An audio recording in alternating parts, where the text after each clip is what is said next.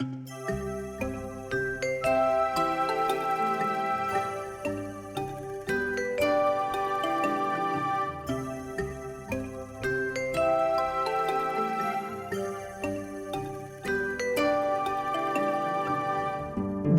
to the marvelous land of Oz. I'm Mordell.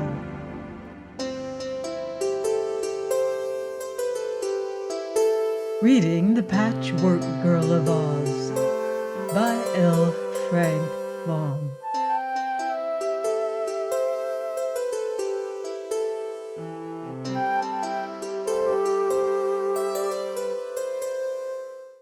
Chapter 14. Ojo Breaks the Law. "What a queer man," remarked the Munchkin boy, when the party had resumed its journey. "And so nice and polite," added Scraps, bobbing her head. "I think he is the handsomest man I've seen since I came to life." "Handsome is as handsome does," quoted the Shaggy Man, "but we must admit that no living scarecrow is handsomer. The chief merit of my friend is that he is a great thinker, and in Oz it is considered good policy to follow his advice." "I didn't notice any brains in his head," observed the Glass Cat. "You can't see him work, but they're there, all right," declared the Shaggy Man. "I hadn't too much confidence in his brains myself when I first came to Oz, for a humbug wizard gave them to him. But I was soon convinced that the Scarecrow is really wise, and unless his brains make him so, such wisdom is unaccountable." "Is the Wizard of Oz a humbug?" asked Ojo. "Not now. He was once, but he is reformed, and now assists Glinda the Good, who is the royal sorceress of Oz, and the only one licensed to practice magic or sorcery. Glinda has taught our old wizard a good many clever things, so he's no longer a humbug." They walked a little while in silence, and then Ojo said, "If Ozma forbids the crooked magician to restore Unc Nunkie to life, what shall I do?" The Shaggy Man shook his head. "In that case, you can't do anything," he said. "But don't be discouraged yet. We will go to Princess Dorothy and tell her your troubles, and then we will let her talk to Ozma. Dorothy has the kindest little heart in the world, and she's been through so many troubles herself that she is sure to sympathize with you." "Is Dorothy the little girl who came here from Kansas?" asked the boy. "Yes, in Kansas she was Dorothy Gale. I used to know her there, and she brought me to the land of Oz. But now Ozma has made her a princess, and Dorothy's Aunt Em and Uncle Henry are here too." Here the Shaggy Man uttered a long sigh and then continued, "It's a queer country, this land of Oz, but I like it nevertheless." "What is queer about it?" asked Scraps. "You, for instance," said he. "Did you see no girls as beautiful as I am in your own country?" she inquired. "None with the same gorgeous variegated beauty," he confessed.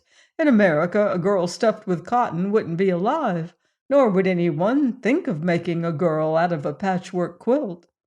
"What a queer country America must be!" she exclaimed in great surprise. "The Scarecrow, whom you say is wise, told me I am the most beautiful creature he has ever seen." "I know, and perhaps you are, from a Scarecrow point of view," replied the Shaggy Man, but why he smiled as he said it, Scraps could not imagine. As they grew nearer to the Emerald City, the travelers were filled with admiration for the splendid scenery they beheld. Handsome houses, stood on both sides of the road, and each had a green lawn before it, as well as a pretty flower garden. "In another hour," said the Shaggy Man, "we shall come in sight of the walls of the royal city." He was walking ahead with Scraps, and behind them came the Woozy and the Glass Cat.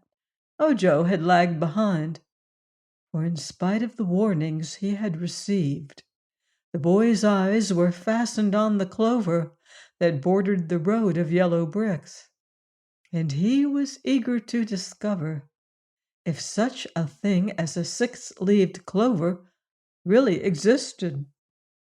Suddenly he stopped short and bent over to examine the ground more closely. Yes! Here at last was a clover with 6 spreading leaves. He counted them carefully to make sure. In an instant his heart leaped with joy, for this was one of the important things he had come for. One of the things that would restore dear Unc Nunkie to life. He glanced ahead and saw that none of his companions was looking back. Neither were any other people about, for it was midway between 2 houses. The temptation was too strong to be resisted. "I might search for weeks and weeks and never find another 6-leaf clover," he told himself, and quickly plucking the stem from the plant, he placed the prize clover in his basket, covering it with the other things he carried there. Then, trying to look as if nothing had happened, he hurried forward and overtook his comrades. The Emerald City, which is the most splendid as well as the most beautiful city in any fairyland, is surrounded by a high, thick wall of green marble, polished smooth and set with glistening emeralds. There are 4 gates, one facing the Munchkin country, one facing the country of the Winkies, one facing the country of the Quadlings, and one facing the country of the Gillikins. The Emerald City lies directly in the center of these 4 important countries of Oz. The gates had bars of pure gold, and on either side of each gateway were built high towers, from which floated gay banners. Other towers were set at distances along the walls, which were broad enough for 4 people to walk abreast upon. This enclosure, all green and gold and glittering with precious gems, was indeed a wonderful sight to greet our travelers, who first observed it from the top of a little hill.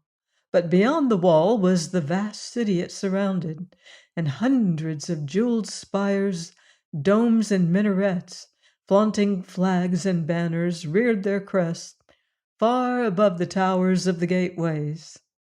In the center of the city, our friends could see the tops of many magnificent trees, some nearly as tall as the spires of the buildings, and the Shaggy Man told them that these trees were in the royal gardens of Princess Ozma. They stood a long time on the hilltop, feasting their eyes on the splendor of the Emerald City. "Whee!" exclaimed Scraps, clasping her padded hands in ecstasy. "That'll do for me to live in, all right. No more of the Munchkin country for these patches, and no more of the Crooked Magician." "Why, you belong to Dr. Pip," replied Ojo, looking at her in amazement. "You were made for a servant, Scraps, so you are personal property and not your own mistress." "Bother Dr. Pip! If he wants me, let him come here and get me. I'll not go back to his den of my own accord, that's certain. Only one place in the land of Oz is fit to live in, and that's the Emerald City. It's lovely. It's almost as beautiful as I am, Ojo." "In this country," remarked the Shaggy Man, "people live where our ruler tells them to. It wouldn't do to have everyone live in the Emerald City, you know, for Some must plow the land and raise grains and fruits and vegetables, while others chop wood in the forest, or fish in the rivers, or herd the sheep and the cattle. Poor things, said Scraps. I'm not sure they are not happier than the city people, replied the Shaggy Man. There's a freedom and independence in country life that not even the Emerald City can give one. I know that lots of the city people would like to get back to the land. The Scarecrow lives in the country, and so do the Tin Woodman and Jack Pumpkinhead. Yet all three would be welcome to live in Ozma's palace, if they cared to. Too much splendor becomes tiresome, you know. But if we're to reach the Emerald City before sundown, we must hurry, for it is yet a long way off. The entrancing sight of the city had put new energy into them all, and they hurried forward with lighter steps than before. There was much to interest them along the roadway, for the houses were now set more closely together, and they met a good many people who were coming or going from one place or another. All these seemed happy-faced, pleasant people, who nodded graciously to the strangers as they passed, and exchanged words of greeting. At last they reached the great gateway, just as the sun was setting and adding its red glow to the glitter of the emeralds on the green walls and spires. Somewhere inside the city, a band could be heard, playing sweet music, a soft, subdued hum, as of many voices reached their ears. From the neighboring yards came the low mooing of cows, waiting to be milked. They were almost at the gate when the golden bars slid back and a tall soldier stepped out and faced them. Ojo thought he had never seen so tall a man before. The soldier wore a handsome green and gold uniform, with a tall hat in which was waving a plume, and he had a belt thickly encrusted with jewels.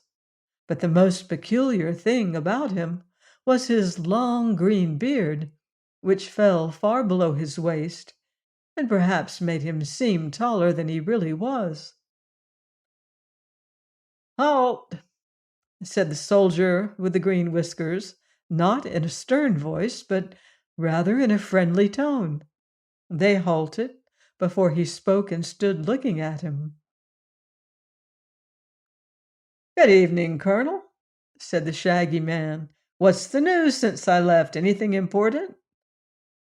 "Billina has hatched out 13 new chickens," replied the soldier with the green whiskers, "and they're the cutest little fluffy yellow balls you ever saw.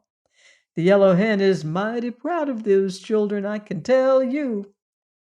"She has a right to be," agreed the Shaggy Man. Let me see. That's about 7,000 chicks she's hatched out, isn't it, General?" "That at least," was the reply. "You'll have to visit Billina and congratulate her." "It will give me pleasure to do that," said the Shaggy Man. "But you will observe that I have brought some strangers home with me. I'm going to take them to see Dorothy." "One moment, please," said the soldier, barring their way as they started to enter the gate. "I am on duty and I have orders to execute. Is anyone in your party named Ojo the Unlucky?" "Why, that's me!" cried Ojo, astonished at hearing his name on the lips of a stranger. The soldier with the green whiskers nodded. "I thought so," said he, "and I'm sorry to announce that it is my painful duty to arrest you." "Arrest me!" exclaimed the boy. "What for?" "I haven't looked to see," answered the soldier. Then he drew a paper from his breast pocket and glanced at it.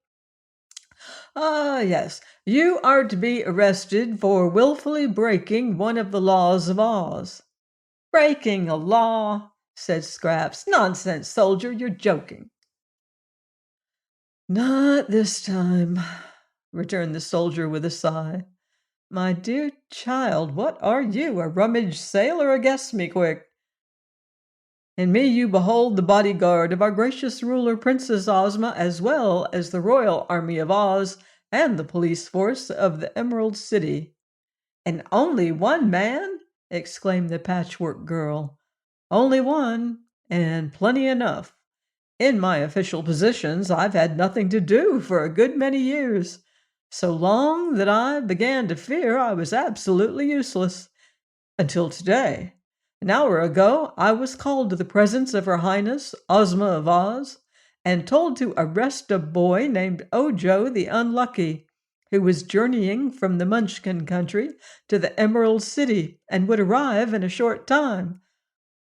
This command so astonished me that I nearly fainted, for it is the first time anyone has merited arrest, since I can remember. You are rightly named Ojo the Unlucky, my poor boy, since you have broken a law of Oz. But you are wrong, said Scraps. Ozma is wrong. You're all wrong, for Ojo has broken no law. Then he will soon be free again, replied the soldier with the green whiskers.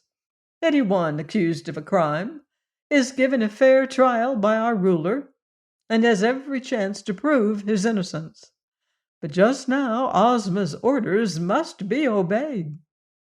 With this, he took from his pocket a pair of handcuffs made of gold and set with rubies and diamonds, and these he snapped over Ojo's wrists. Please join me next time for more magical adventure here on the marvelous land of Oz. Goodbye for now. See you in Oz.